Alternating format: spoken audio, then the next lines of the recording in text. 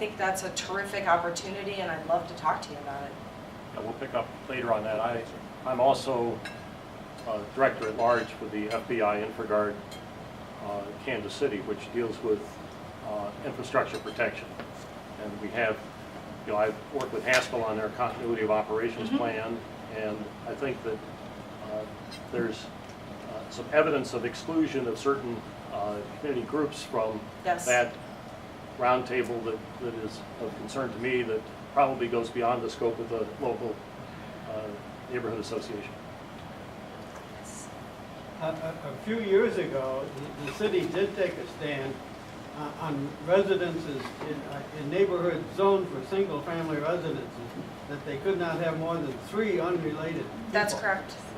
And I live in Hillcrest, and in the house right next to me, there were 4 college students.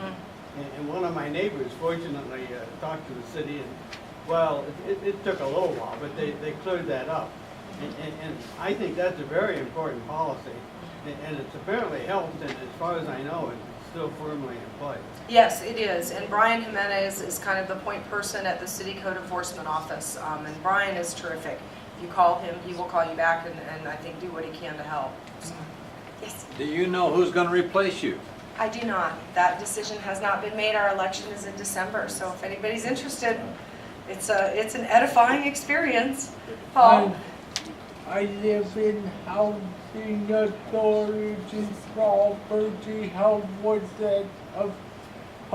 the rental inspection That's a great program affect our housing or Lawrence Housing Authority? The question is, how would the rental inspection program affect the housing authority residents? And to the best of my knowledge, if it is subsidized housing under Lawrence Douglas County Housing Authority, or is it Section 8 housing, those are already inspected by their own internal authority because of some of the funding sources that they receive. They're not what the city's looking at. What the city's looking at is private entity, for-profit landlords. That's the population that the city. So your property is already governed under inspection by your housing authority. The city would not be coming in. It shouldn't affect you. Okay, just wondering. Absolutely.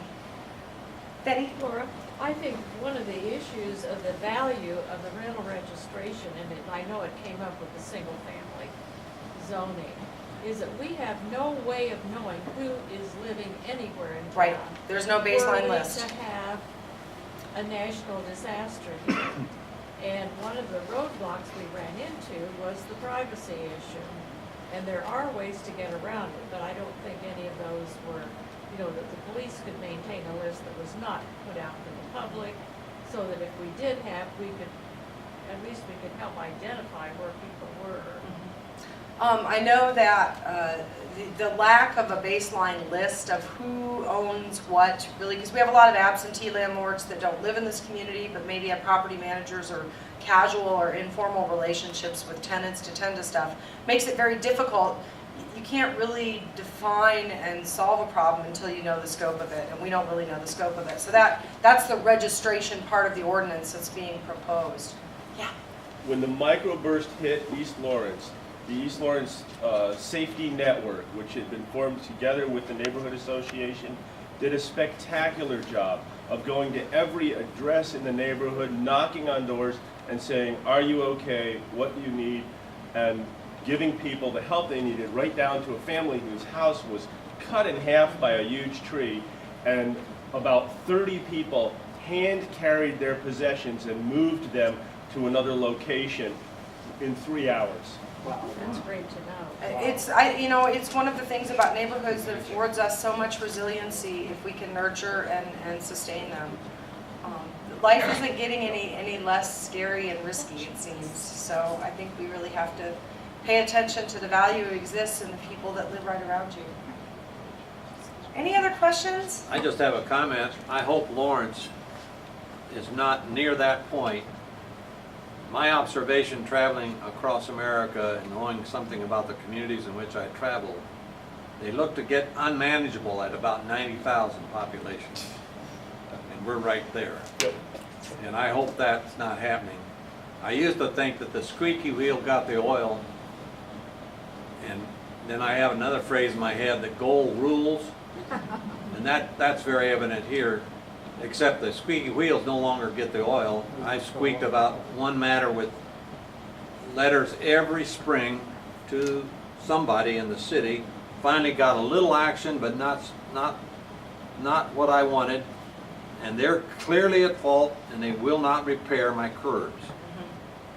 I don't know if I'm up to it for the spring of 2014 or not. The squeaky wheels are no longer getting the oil, and I really resonated to your comment about they have to be responsive. You shouldn't have to squeak 4 years in a row to get something to happen.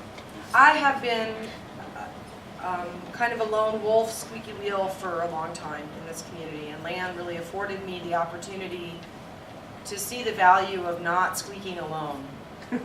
I have been very vocal about a number of things at City Hall, but I've done so as an independent individual, and I've only gotten this far.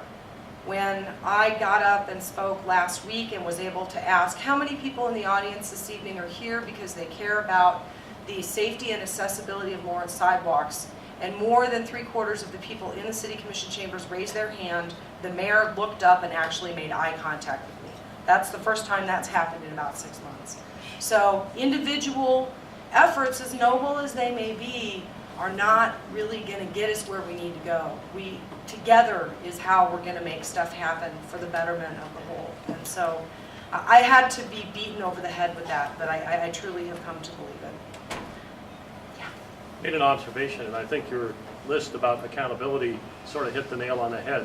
The pattern, the repeating pattern that I've seen since I've been researching it since 2006, is that when we have special projects, usually the appointed or elected officials will hire some consultant. If something goes amiss, then they basically said, well, that happened on the consultant's watch.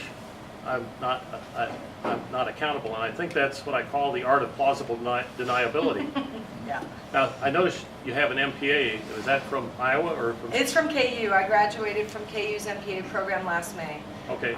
Now, since that's the number one MPA program in the country, do they teach the art of plausible deniability? Oh, there were a variety of things within the MPA curriculum that gave me heartburn, I'll just say that. Okay. But the reason that I pursued an MPA was that I had sat in the city commission chambers and watched the city manager and watched the city commission make decisions that were completely inexplicable to me. And I was really frustrated and angry and found myself grinding my teeth to the point where my dentist said I either needed to stop going to City Hall or I had to get a bite guard.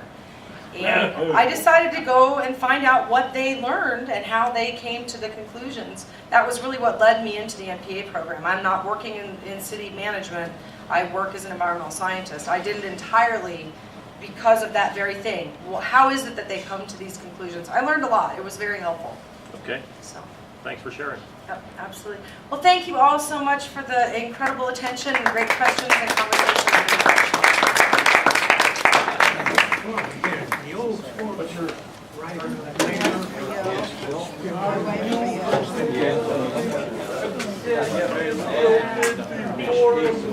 Follow